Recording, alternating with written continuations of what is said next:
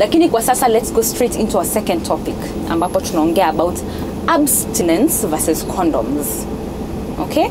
The first thing I want to let you know is that in Kenya today, 1 of 2 students in high school are sexually active.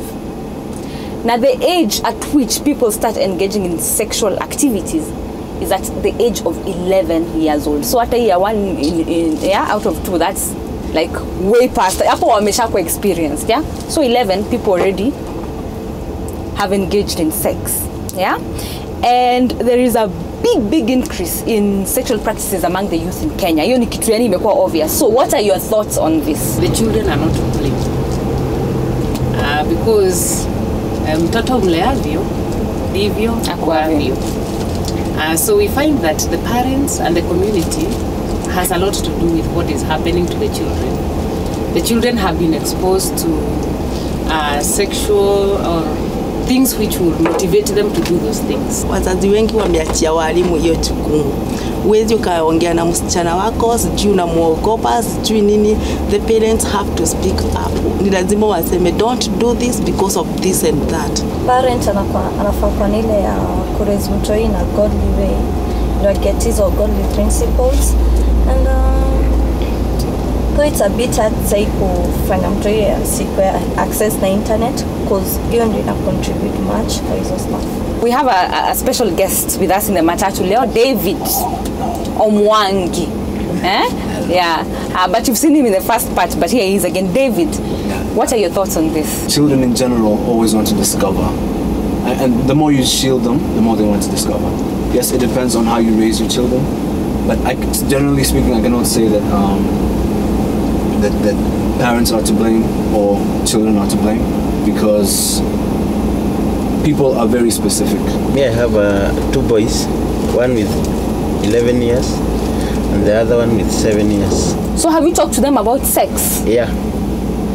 Lakini sana unajua kama sisi wazazi wezi ongea direct kwao. Umetumia mafumbo. Yeah. So what did you say? What did you say?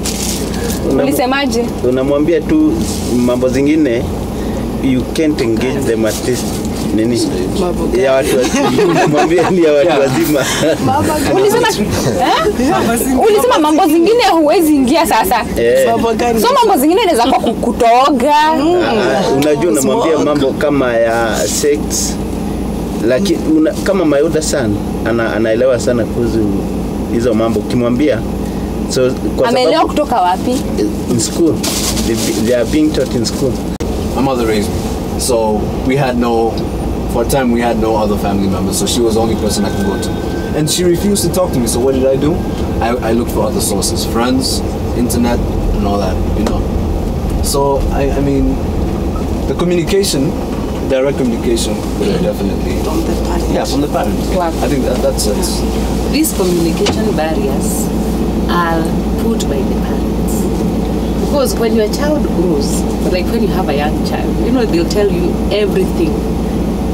But with the time, you start showing the child that there's a line here that you are not supposed to cross. Some years ago.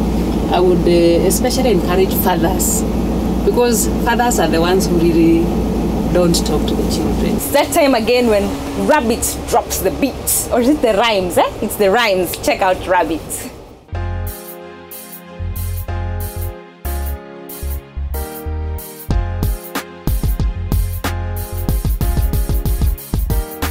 Nikiwa shule zile sessions za guidance tulikuwa curious, tukisaka answers. ABC, abstain, be faithful, condoms, peer pressure inachocha, ndio tuingilie ngono. Abstinence ni poa, ile self discipline, but ni realistic kweli? Tuongelea minute, ati active generation ndio tunaitwa, na kama si abstinence lazima kujikinga, na kama nitakubali nitatumia mpira, yani jua lako nduko, jako au CD. Kuna wale abstinence ni hadithi, kuna wale nao ngono ni uoe bibi. Kwa hivyo awareness iwe general, awabagui, si ati na fight kabisa, na beg to differ. Hiyo ni opinion yangu, nimechant kwa speaker yako, peleka matatu.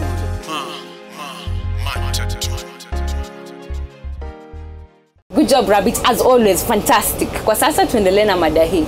At my age now, my age group, most of us, we are brought up by our grandfathers, our shoulders, and they used to say things. They called a spade a spade.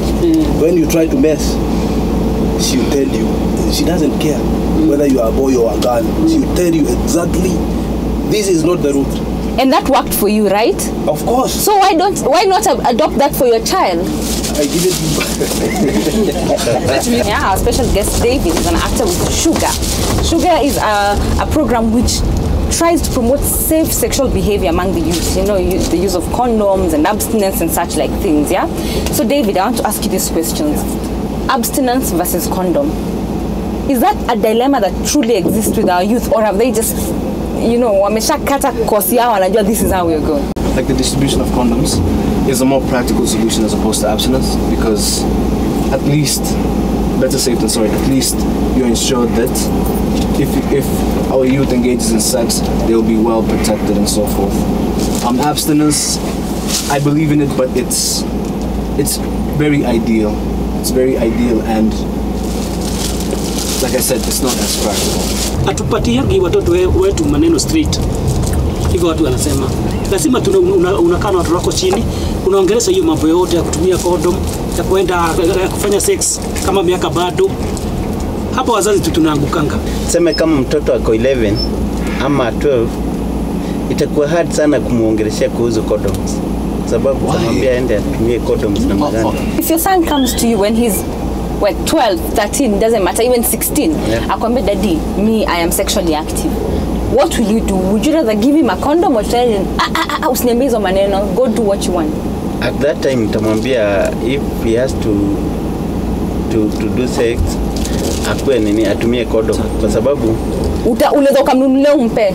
Yeah, of course, because sasa it would be better to give to be on the safe side kwake. Because umekataa? Mimi nimekataa. Me am for the parents teaching the children abstinence. Madam, so you've taught your child abstinence. Na umemwambia na amesikia. Then amefika pahali, give then alternatives. we've reached a point in our society where sex is just it's so present. Like everywhere we go, it's so present, it's everywhere. So just consider the possibility that your child, no matter how well you've raised them, will at some point in their life, in their young life, come across a situation where they have to make a decision on whether or not to engage in certain behavior. You know, so at the end of the day, it's up to their own judgment. These condoms have been found not to be 100%. And what we are protecting the children here is mostly against HIV. Yeah. So the child will use the condom and still get HIV. And you are the one who bought that condom. So you have encouraged your child. You have given your child a tool to go and become immoral. I'm not, okay, I wouldn't buy, I'm not saying buy condoms for your children, and we are encouraging that. If you know they are sexually active, give them a condom. No, if you know that your child is a thief, will you buy him a bulletproof? So what do you do then? But what's the alternative then? Yeah. What do you think is the alternative? The alternative is that we teach them abstinence. But you go back and teach it again.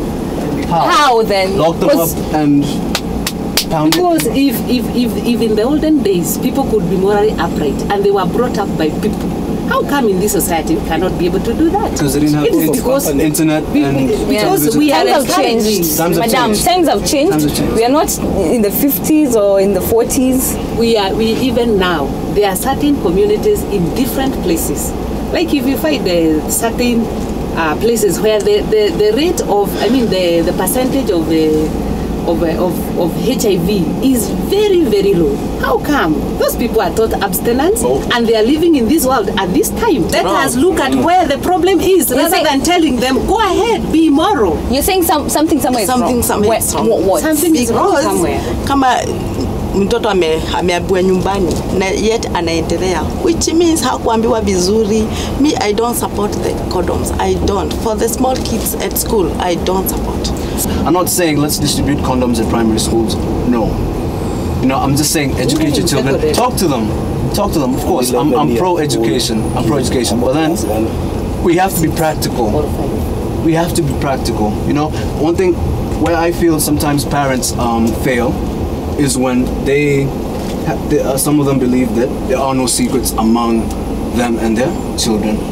Hata tukisema watoto wafundishwe nyumbani, saa hizi practically they are doing it. So me as I encourage they use the condoms. At least wana prevent kidogo kuliko kuacha hivyo. They should teach parents skills on parenting. Because many times, if you want to become a driver, you have to go for a course so that you are given a license so that you can become a driver. Many people are becoming husbands and wives without any training. They become fathers and mothers without any training. So I think training also, because sometimes people are bringing up children and they really don't know what to do with them. And so you find that the children are being brought up by the society, what is happening outside, rather than what is being said at home. And I think always, with the authority God has given parents, what the parents teach a child and they model it, always remains with that child for a long, long time. We would like to know, what are your thoughts on this? Yeah, are you pro abstinence or are you pro condom use? So please let us know on Matatu Sema Kitu, that's on Facebook, and also on Matatu Kenya on Twitter. Thank you very much. Interesting debate. Tumefika mwisho wa Matatu. Asante sana kwa kuwa nasi. Mimi ni Miriam. Join us next week for more Matatu. Goodbye for now. God bless you and take care.